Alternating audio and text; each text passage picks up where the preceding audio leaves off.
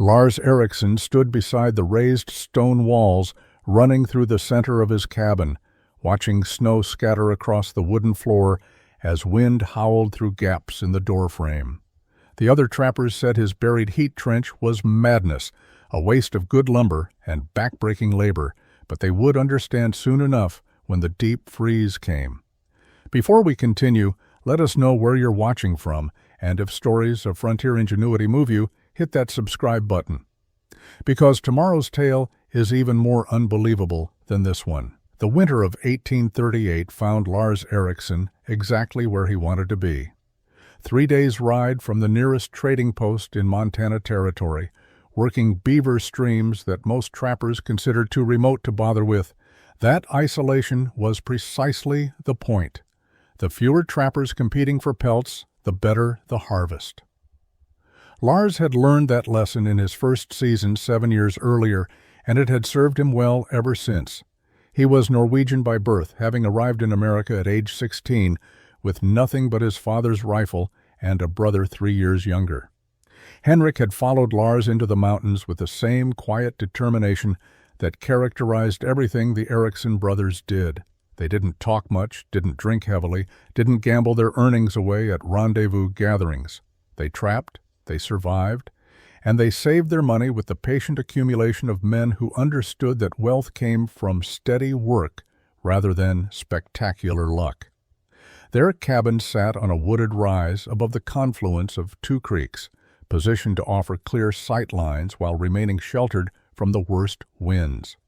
The structure represented something unusual for mountain men: permanent construction, built with care, rather than expedient shelter thrown together in a few days.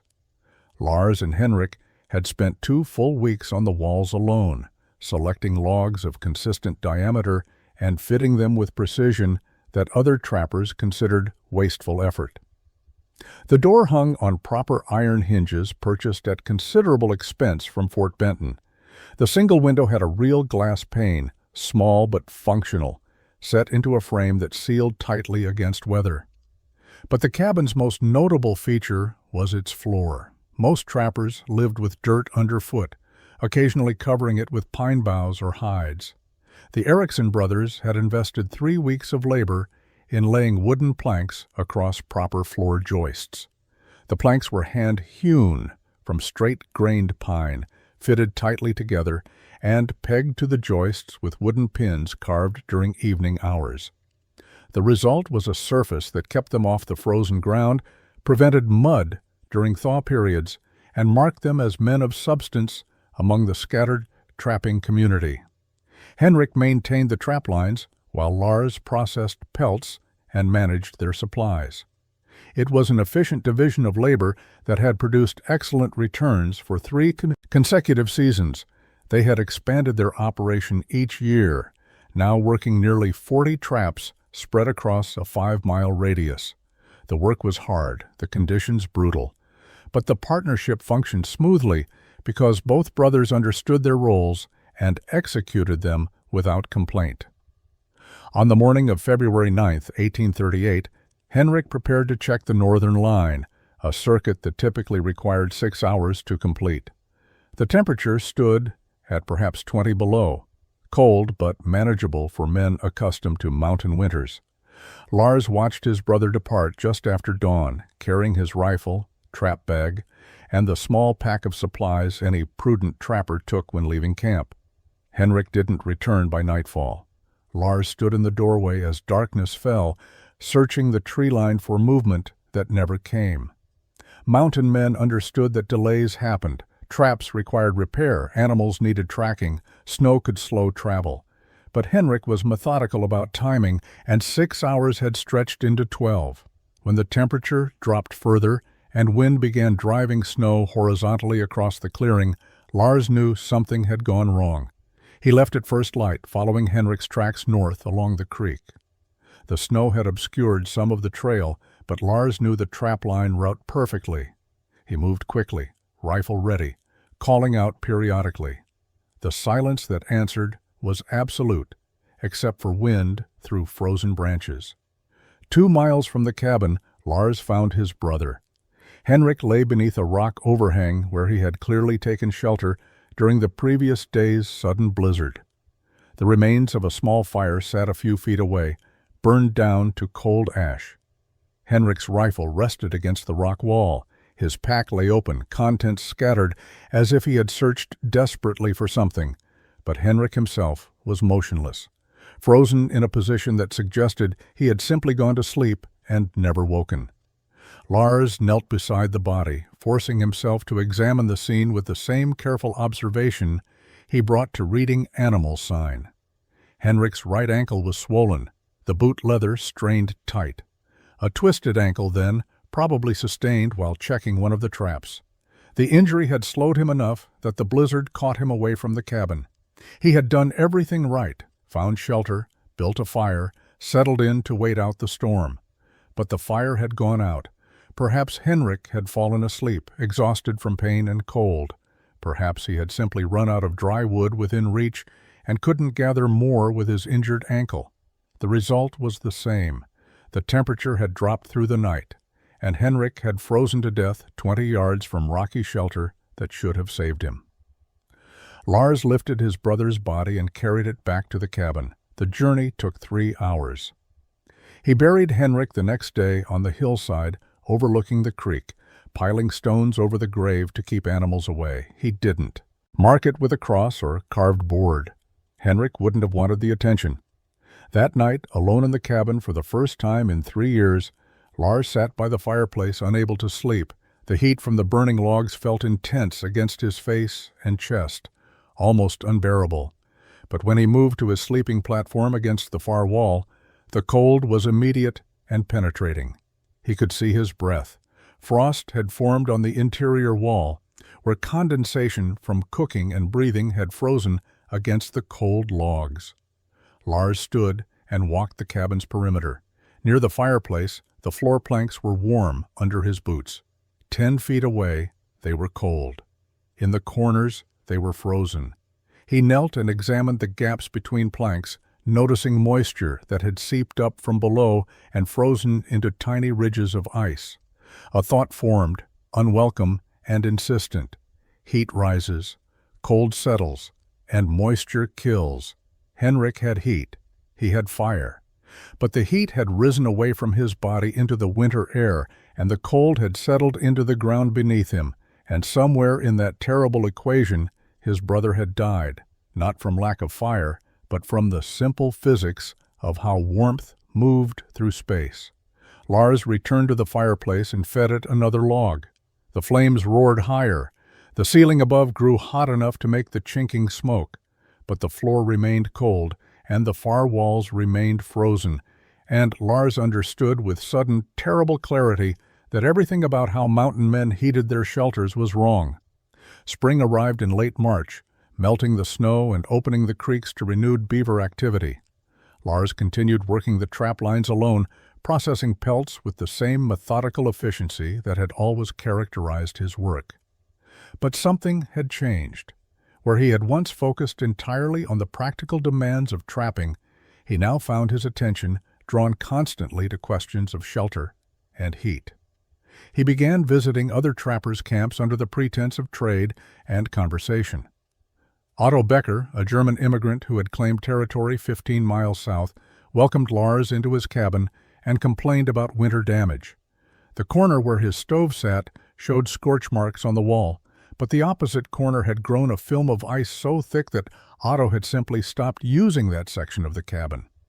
His supplies stored there had frozen solid, and several sacks of beans had burst when moisture expanded into ice. Thomas Whitfield, an Englishman trapping the western drainage, had a different problem. His cabin floor had developed a pronounced slope. When Lars examined the structure from outside, he could see that foundation posts on one side had heaved upward, pushed by ground frost that had expanded beneath them. Thomas admitted he would need to rebuild completely before next winter, a loss of weeks of work. William Grant's cabin told yet another story. The Scottish settler had built a proper fireplace of river, stone, and the structure appeared sound, but when Lars visited in early May, he noticed the floor joists showed dark staining where they met the ground. William pulled up one of his floor planks to reveal joists rotting from underneath, weakened by constant moisture that rose from the earth, condensed against the cold wood, and created perfect conditions for decay. Lars asked questions that other trappers found odd. How far from the fire could you sleep and stay warm? Where did moisture accumulate? What parts of the cabin stayed coldest? The answers formed a pattern that became clearer with each visit. Every cabin showed the same fundamental problem: heat concentrated in one area while cold dominated everywhere else. And in the zones where warm air met cold surfaces, moisture condensed and wreaked slow destruction. He spent June and July observing how heat moved. On warm days, he built small test fires in different configurations, watching smoke patterns, feeling how warmth radiated from different materials. He noticed that flat stones placed near fire retained heat long after flames died. He observed that fire built at ground level, in a shallow pit, seemed to warm the earth around it more effectively than elevated fires. By August, Lars had formulated a theory that seemed radical even to himself. Standard cabin heating failed because it fought against physics rather than working with it. Fireplaces and stoves positioned against walls meant heat radiated primarily in one direction, rising immediately to the ceiling while the floor remained frozen. What if the heat source sat in the center of the cabin instead? What if it was positioned low at or below floor level, so warmth had to spread outward and upward?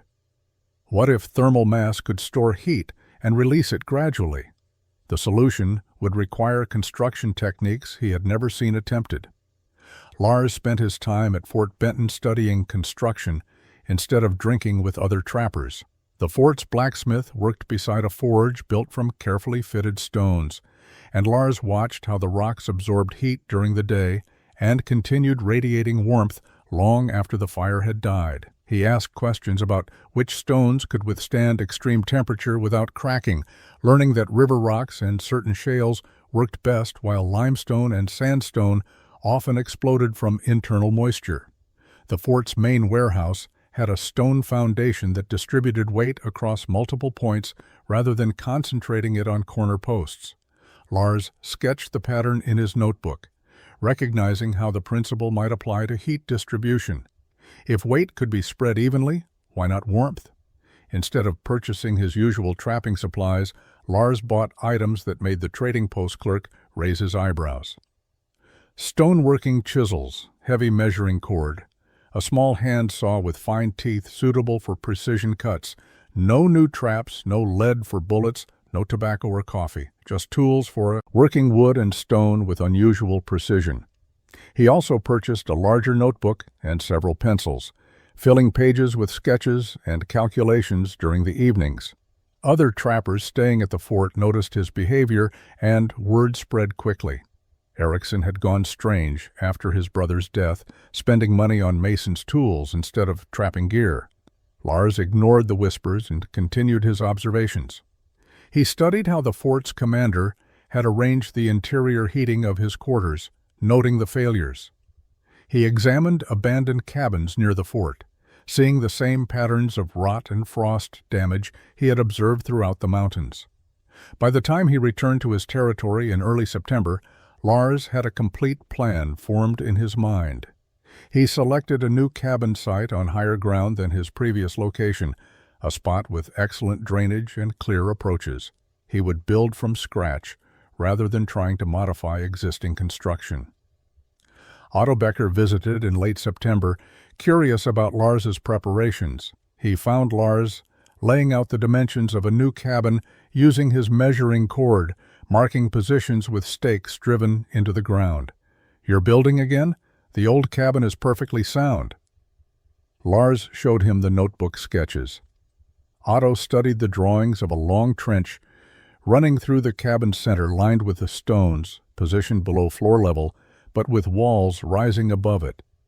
His expression shifted from curiosity to confusion to outright laughter. "You're going to dig a ditch through the middle of your floor? That's your solution to winter cold?" "Heat rises," Lars said simply, "so I'm putting the heat in the floor." Otto shook his head. "You've lost your mind to grief, my friend. Build a proper fireplace like a sensible man." Lars returned to his measurements. Otto left still chuckling, and by the time he reached the nearest settlement, the story had begun to spread. Eriksson was building something insane, destroying a good cabin for a mad theory about heat and ditches. The mockery had begun. Fall arrived with crisp mornings and the promise of brutal months ahead. Lars began construction of his new cabin in early September, working alone with the deliberate pace of a man building something permanent. He felled logs for the walls, notching them with care and stacking them into a structure 16 feet long and 14 feet wide. The door frame received extra attention, fitted with proper jambs that would hold the iron hinges he had purchased. A single window opening faced south, to capture what little winter sun would penetrate the mountains, but it was the floor that consumed most of his effort. Lars spent 4 full weeks on the foundation and flooring, a timeline that would have seemed absurd to any trapper watching. He laid floor joists of carefully selected pine, spacing them precisely 16 inches apart and ensuring each sat level. Then came the planks, each one hand-hewn to consistent thickness, edges shaped to fit tightly against its neighbor. He pegged each plank to the joists with wooden pins, creating a surface so tight that water poured on it would barely seep between the cracks. Other trappers came to see the work. Otto arrived in late September and walked the floor admiringly, his boots making solid sounds on the planking. "Finest floor I've seen in the territory, Lars. You've built something to be proud of." Thomas Whitfield stopped by in early October, inspecting the craftsmanship with the appreciation of a man whose own floor was failing. "This will last 20 years if you maintain it properly, better than anything within 50 miles. Even William Grant, not given to excessive praise, admitted the work was exceptional. "Your brother would be proud of this," he said quietly, and Lars simply nodded. The cabin was nearly complete, lacking only the installation of the door and final chinking between the wall logs. The floor represented weeks of back-breaking labor and demonstrated both skill and resources that marked Lars as a successful trapper. Then, on the morning of October 12th, Lars did something that made every trapper who witnessed it question his sanity. He measured a line down the exact center of the cabin, running lengthwise from end to end. Using a piece of charcoal, he marked the planks that sat along this center line. Then he picked up his saw and began cutting. Otto happened to be visiting that morning, delivering some coffee he had promised to trade. He stood in the doorway watching Lars methodically saw through the beautiful planks he had spent a month creating. "Lars, what in God's name are you doing?" Lars didn't stop working. "Building what needs to be built." "You're destroying the finest floor in Montana Territory?" "No," Lars said, lifting the first cut section of plank. "I'm preparing it." By afternoon, word had spread to every trapper within 20 miles. Eriksson had gone completely mad. He had built a perfect floor and then cut a trench straight through the middle of it. Some said grief had finally broken his mind. Others suggested he had made a terrible mistake in measurement and was trying to correct it.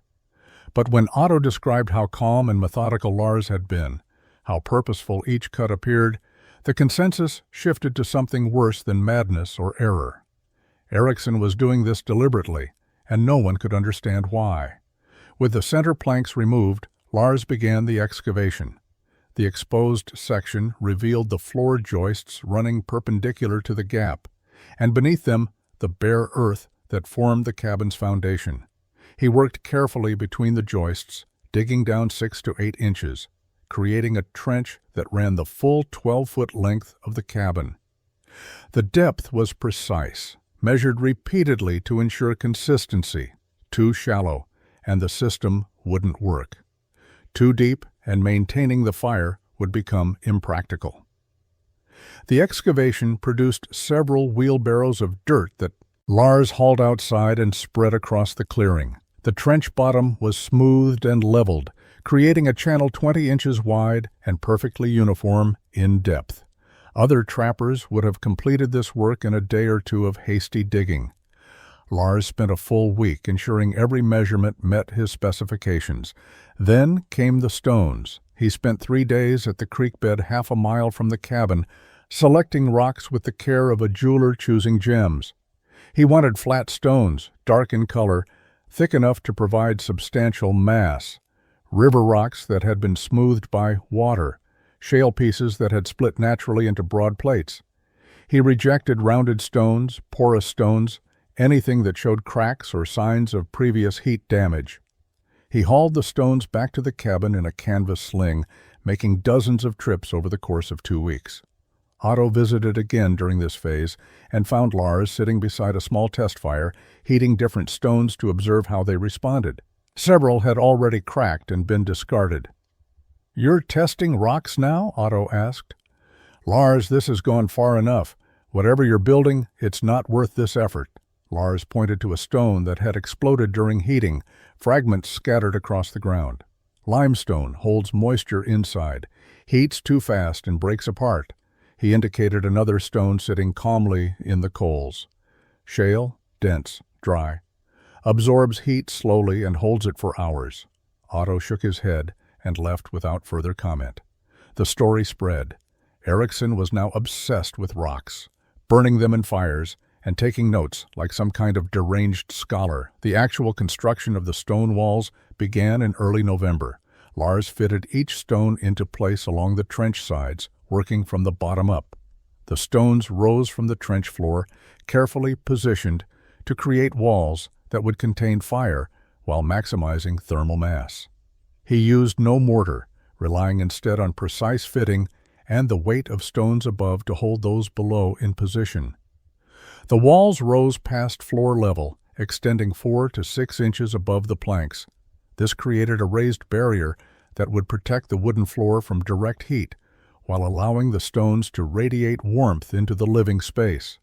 The result looked like a stone-lined canal running through the cabin center, a fortress for fire that seemed completely excessive to anyone who saw it. Thomas Whitfield visited in mid-November and stared at the construction in disbelief. "You've built a rock wall through the middle of your cabin. A man can't even walk straight across anymore." "A man can step over it," Lars replied, "and stay warm doing so." The stone walls were complete, but Lars faced a critical problem that had defeated his entire plan if left unsolved: smoke. An open fire burning inside a cabin would fill the space with choking fumes within minutes, making the structure uninhabitable regardless of how warm it became. Traditional fireplaces solved this with chimneys, but Lars's design had no obvious provision for smoke escape. The trench sat at floor level, surrounded by stone walls, with no vertical shaft to draw fumes upward and out. He spent 3 days studying the problem, sketching solutions in his notebook, and testing theories with small fires built outside. The answer, when it came, required modifications to both ends of the trench and careful attention to how air moved through enclosed spaces. Hot air rose naturally, seeking escape through any available opening. Cold air sank, drawn in to replace what had departed. The key was creating pathways that used this natural circulation without allowing smoke to accumulate in the living space. Lars cut small channels beneath the floor planks at each end of the trench, creating openings that led to the exterior walls. These channels were narrow, barely 4 inches square, and positioned to be invisible from inside the cabin. At the base of each exterior wall, he cut corresponding vents that would allow air to flow. The cold outside air would be drawn in through these low vents, travel beneath the floor, and feed the fire. The hot smoke and gases would rise naturally, escaping through carefully positioned gaps near the roof peak that Lars had left during the wall construction. The system relied on natural draft, rather than forced ventilation. As long as the fire burned and created heat differential between inside and outside air, the circulation would continue. Testing would prove whether the theory worked in practice. On November 20th, 1838, Lars built the first full fire in his completed heat trench. He started with kindling placed in the center of the stone channel adding progressively larger pieces as the flames took hold. Within an hour, he had 2 full-length logs burning in the trench, flames dancing between the raised stone walls. He sat on his stool and watched carefully for smoke accumulation. A thin haze appeared briefly near the ceiling, then dissipated as the draft system engaged. Within minutes, the air in the cabin was clear, despite the fire burning openly in the floor. The ventilation worked exactly as designed, but the real test was heat distribution. Lars moved around the cabin, feeling the temperature at different locations. Near the trench, the warmth was intense, radiating from the stones with surprising force. 10 feet away, near the walls, the temperature was noticeably cooler, but still comfortable. He placed his hand on the floor planks at the cabin's edge and felt warmth rising from below as heated air circulated through the space beneath the floor. By evening, the entire cabin had reached an even temperature that felt miraculous compared to the hot and cold zones of traditional heating. The stones glowed with absorbed heat, and when Lars let the fire die down to test retention, the warmth persisted for hours afterward. The system worked. Now came the harder test, convincing anyone else it was worth building. Word of Lars's completed cabin spread through the trapping community like wildfire, carried by traders and visiting trappers who had seen the strange construction firsthand. By December, every man working the Northern Territories had heard some version of the story, and most found it absurd enough to repeat with embellishments. Otto Becker became the primary storyteller, recounting his observations at the fall gathering near Fort Benton. Trappers crowded into the trading post, drinking whiskey and swapping tales of the season's hardships, and Otto held court describing what he had witnessed. Erickson built the finest floor you ever saw, beautiful tight planking that must have taken a month. Then he cut right through the middle of it, sawed out a section 12 feet long, and started digging a ditch in the ground beneath. Otto paused for effect, letting the absurdity sink in. Then he hauled in hundreds of stones and built walls in this ditch, walls that stick up above the floor 4 or 5 inches. You have to step over them to cross the cabin. Thomas Whitfield added his perspective. I saw it myself in November. There's snow blowing into his cabin, sitting right on his floor, and he's got this fire burning in a stone-lined trench like some kind of ancient ritual pit. Whole thing makes no sense. How much wood does it consume? Someone asked. Twice what a normal fire uses, Otto replied. Maybe 3 times. He's burning entire logs continuously. I watched him feed that trench for an hour. The man's going to denude the entire mountainside just to heat 1 cabin. William Grant, normally more reserved, shared his concerns. I tried to understand his reasoning, something about heating from the ground up, preventing moisture. But he's heating dirt under his floor, air that nobody lives in. Meanwhile, his actual living space still has snow on the planks. The system doesn't work, and he's too stubborn to admit it. The consensus formed quickly among men who prided themselves on practical wilderness skills. Lars Erickson had lost his mind to grief over his brother's death. The elaborate construction was the product of obsessive thinking gone wrong, a waste of labor and resources that demonstrated how isolation could break even capable men. Some trappers expressed pity. Henrik's death affected him worse than we knew. Man's building monuments to theories instead of focusing on survival. Others were less charitable. Fools going to freeze to death in his fancy broken floor while trying to prove something nobody cares about, should have built a normal fireplace and been done with it. The phrase Erickson's folly entered common usage, referring to any overcomplicated solution to a simple problem. Your building that trap set like Erickson's folly became an insult, suggesting wasted effort on unnecessary complexity. Lars heard the talk during his own visit to Fort Benton in late December. He purchased supplies, listened to the mockery without comment, and returned to his cabin. Let them laugh. Winter would come soon enough, and winter would prove who understood heat and who merely thought they did. The deep freeze was always the final judge of frontier construction, and Lars was content to wait for its verdict. January of 1839 brought cold that old trappers claimed they had never seen before. The temperature dropped to 40 below in the first week and stayed there, an unrelenting freeze that turned the mountain landscape into something alien and hostile. Trees cracked in the night from sap freezing and expanding. Wildlife disappeared into whatever shelter they could find. The few trappers who ventured outside did so briefly and carefully, knowing that exposed skin would freeze solid in minutes. In cabins throughout the territory, men huddled beside roaring fires and still felt cold seeping into their bones. Otto Becker kept his stove burning constantly, feeding it wood every hour, and still woke each morning to find ice coating the interior walls. The corner farthest from his stove became unusable, everything stored there frozen solid. He moved his sleeping platform as close to the stove as possible, but even there he needed every blanket he owned to survive the nights. Thomas Whitfield's situation was worse. Ground frost was heaving upward with tremendous force, pushing posts askew and opening gaps between wall logs. Wind howled through these gaps despite his efforts to plug them. His fireplace roared, but the heat seemed to vanish, rising straight up while the floor remained frozen solid.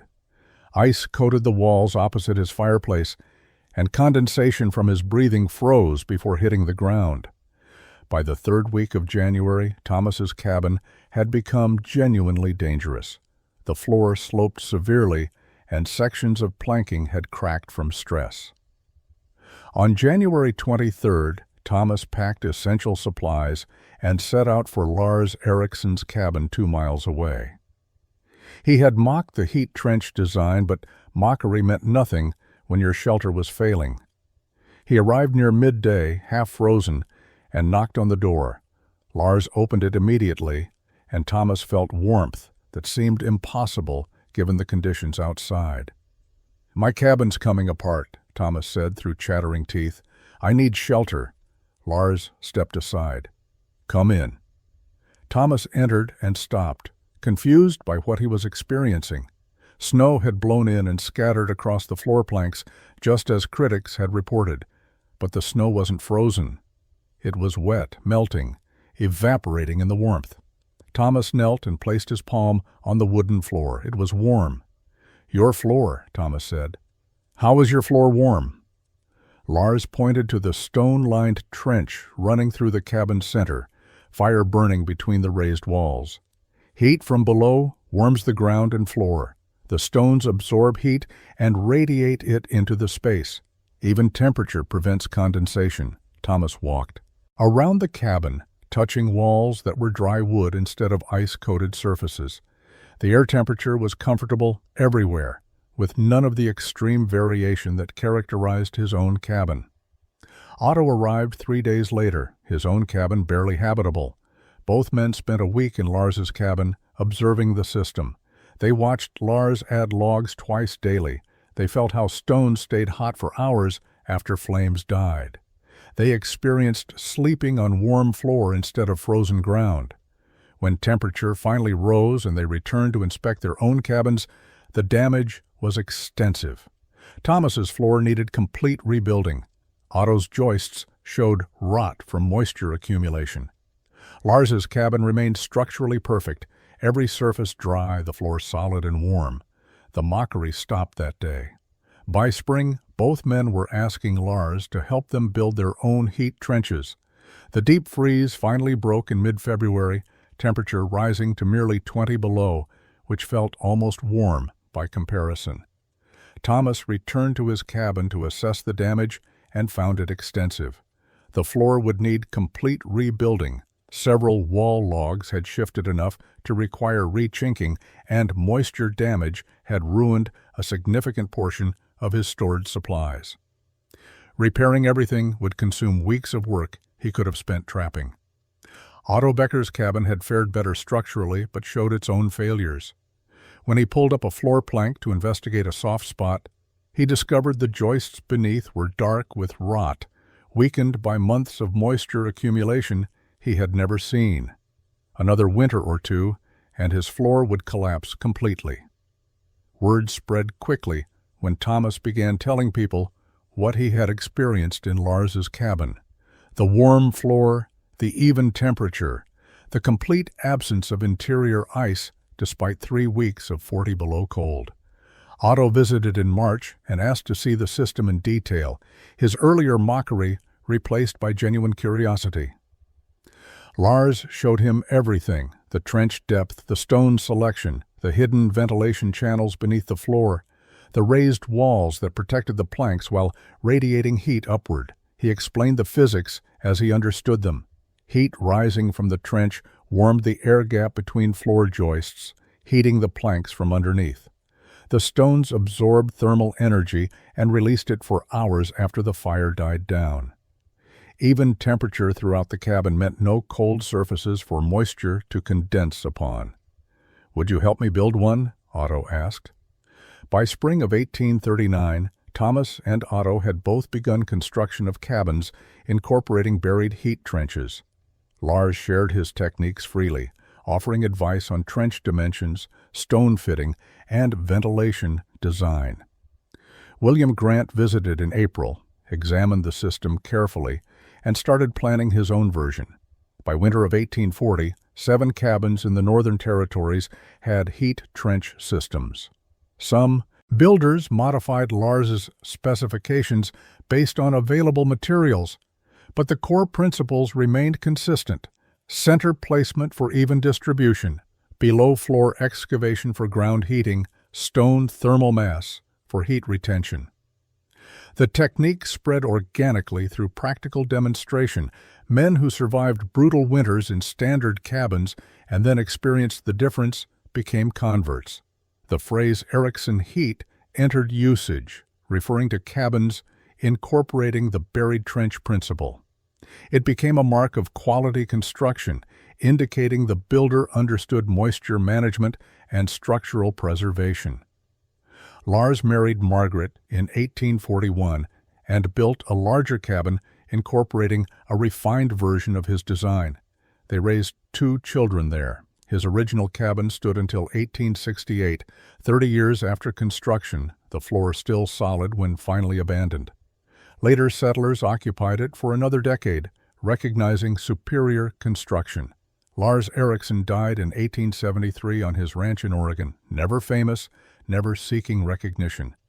But across 2 decades of mountain winters, his technique saved dozens of lives and prevented countless structural failures. Men survived deep freezes that would have killed them in standard cabins. Floors lasted 20 years instead of 5. The buried heat trench proved something important. Surviving extreme conditions required understanding physics rather than just enduring hardship. Lars hadn't invented fire or discovered stones. He had simply recognized where heat needed to be placed to prevent the moisture accumulation that killed men and destroyed structures. The mockery had been loud and widespread. The validation was quiet but absolute. And the legacy lived on in techniques that spread far beyond one Norwegian trapper's grief-driven obsession with keeping floors warm and homes dry.